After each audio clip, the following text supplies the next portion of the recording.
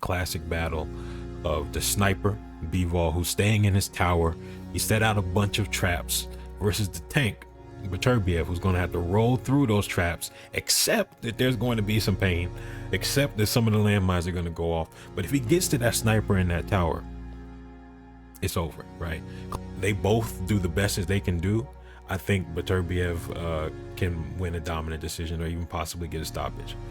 Let's talk science. We're back with the analysis, and for returning fight scientists that want to support the channel and gain access to behind the scenes and behind the analysis content, full fight reactions without frame by frame, which that is exactly what we're about to do here. Patreon is in the description and the pinned comment, and we'll talk more about that in the future. But let's talk about this competitive fight and why I think Beterbiev, despite probably losing the first fight, this fight right here, why I think he probably will and should win the second. Let's go piece by piece as we analyze some examples, but there's 3 parts to this.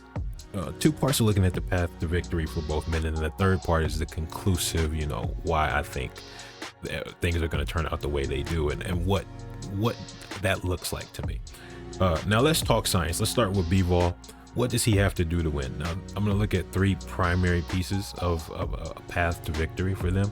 These aren't the only things they need to do, but these are just things that I thought looked important and I thought would carry over. Now, for Bivol, he has to hurt Beterbiev.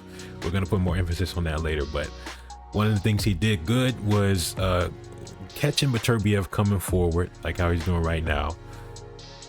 As Beterbiev is falling in, he would launch counter combos that would land and disturb, like this 2-3 right here, heavy left hook, and he's using his momentum against him.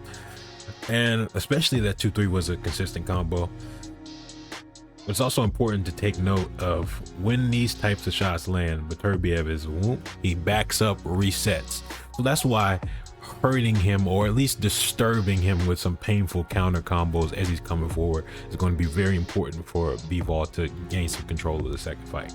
And then there's a subcategory to this, which is attacking the lead hand. Whenever that jab hand is out, either to jab or to probe or to frame, the counter has to come from Bivol to shut it down. Even if the counter is not landing clean, although some of this obviously is landing clean, even if it's not landing clean, he has to punish that, because that was Beterbiev's primary method of pinning Bivol down, and we'll talk about that a little bit later as well. The second key thing Bivol has to do for his path to victory, to be short, is he has to rely on a combination of his lateral movement and counter combos to intercept Beterbiev following him. So lateral movement has to be a staple, and I think even Beterbiev and his coach were talking about how the lateral movement kind of caught them off guard and it was kind of hard to deal with. So Bivol has to do more of that, and then when he gets Beterbiev following him, he stops, he plants, because Beterbiev is still focused on following, and he can kind of trap him in a bad position like how he does right here. He can open up and land some clean shots, or at the very least disturb Beterbiev. Those are the 2 things Bivol has to focus on: disturbing Beterbiev and racking up points and just being clean like how he was in the first fight. And for Bivol's third and final piece, it's kind of gonna translate into Beterbiev's first piece. Bivol has to sit down on heavy shots with bad intentions, and it has to be at least a few shots per round that are full heavy power shots meant to hurt or even rock Beterbiev, because discouragement is the overall key to his success. If he cannot stop the hunter from hunting, he will be prey. He has to land some heavy shots, at least a few per round.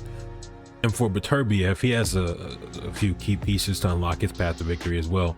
One of them is he has to stand and trade with Bivol's combos. You see Bivol backing him up, blasting him. And when Beterbiev's backing up, he's not enforcing his will. He's not getting the job done of pressuring, of breaking Bivol down, which is going to be a requirement. And instead, he's a lot more dangerous when he's willing to take some of these punches to land some of his own, because the trade-off is far better for him. Bivol is not that hard of a puncher. He's a 175 pounder, so he can punch decently hard. But Beterbiev is going to do way more damage in these exchanges, and so he has to be willing to get into these exchanges instead of backing up and resetting when Bivol opens up. Just before we get to the example of the body shot, boom, there's that overhand. We're going to talk about that as the last piece, but that overhand is kind of representative of a lot of different stuff. But for the second thing Beterbiev has to do, I think it's going to be crucial for him to sit down on heavy body shots early, often, and consistently. I choose this particular example, although it's not a super clean shot, and there wasn't too many super clean shots landed by Beterbiev. It's a good example of the type of shots he should focus on. And to be fair, the cross to the body, the jab to the body, they definitely suffice. But for one, this shot to the body is looping, which is going to help cut off the lateral movement, because you see Bivol is about to start circling out to the right, and he was circling out to the right a lot. So particularly this forward to the body could be very effective. So that's one part, right? It's going to be cutting off the trajectory of his movement and help with the lateral movement.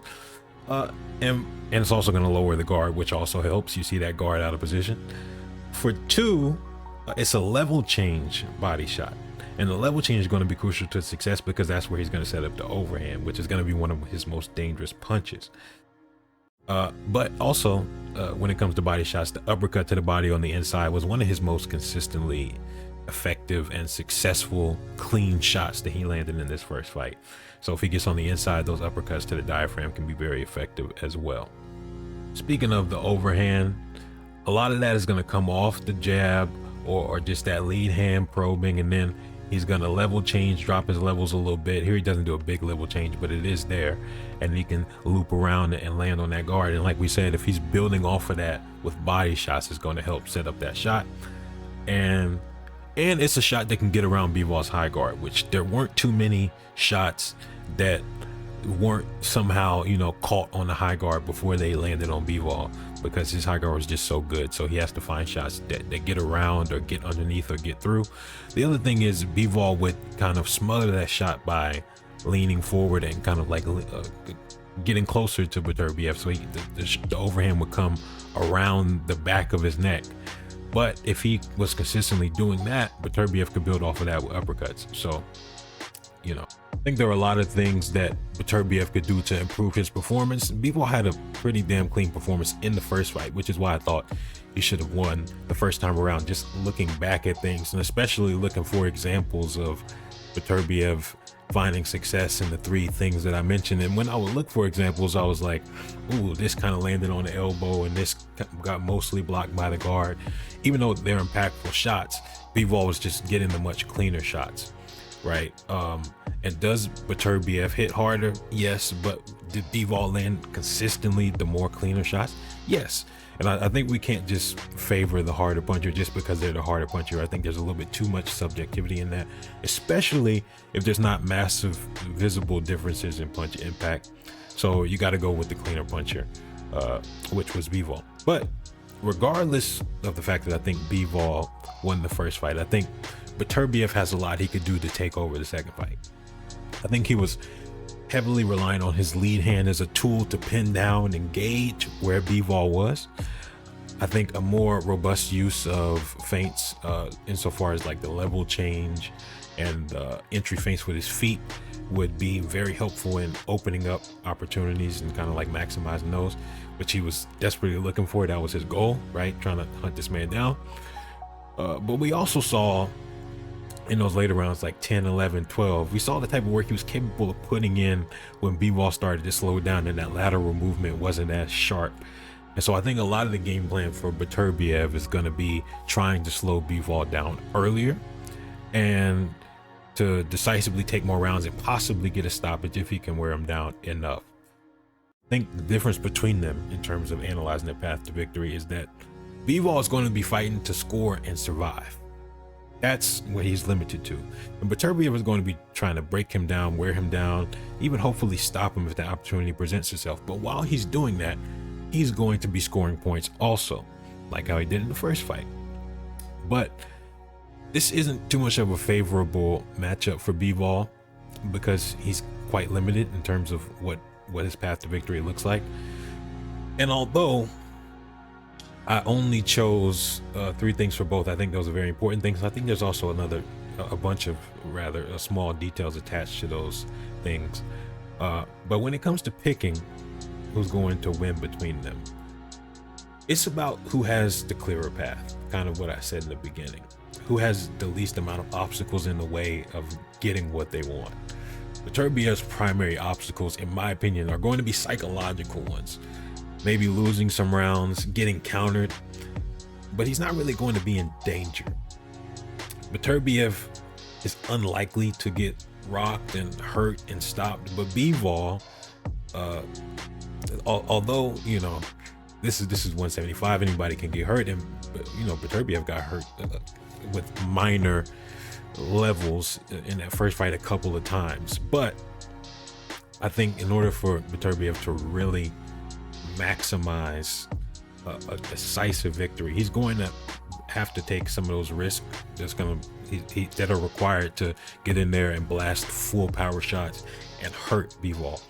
So Beterbiev is going to have to recognize that, and he's going to have to step on some landmines and take some damage to deal even more damage. Now, this is the classic battle of the sniper, Bivol, who's staying in his tower. He set out a bunch of traps, versus the tank, Beterbiev, who's going to have to roll through those traps, except that there's going to be some pain, except that some of the landmines are going to go off. But if he gets to that sniper in that tower, it's over, right? Classic hunter versus sniper matchup. In this case, the sniper, in order to comfortably win, has to be significantly more skilled than the hunter, especially when it comes to footwork and distance control, which I think we can kind of fairly say that. And the sniper also has to be able to keep the hunter off of him. He has to be able to divert the hunter's attempts to get towards him, get closer to him with all kinds of things that we talked about already. Bivol definitely has the footwork. The question is, does he have the necessary traps, the necessary damaging obstacles to deter Beterbiev? And I think when we look at the latter half of this first fight, like I said, rounds 10, 11, 12, that's really like the latter fourth. But in the latter half, we start seeing things get real interesting. I think when we look at those later rounds, I think we see that Beterbiev, if the game plan is correctly organized, he's going to put his foot on the gas early. He's going to work that body, slow him down, and if they both do the best as they can do, I think Beterbiev can win a dominant decision or even possibly get a stoppage. That's my opinion. I think Beterbiev should win this second fight.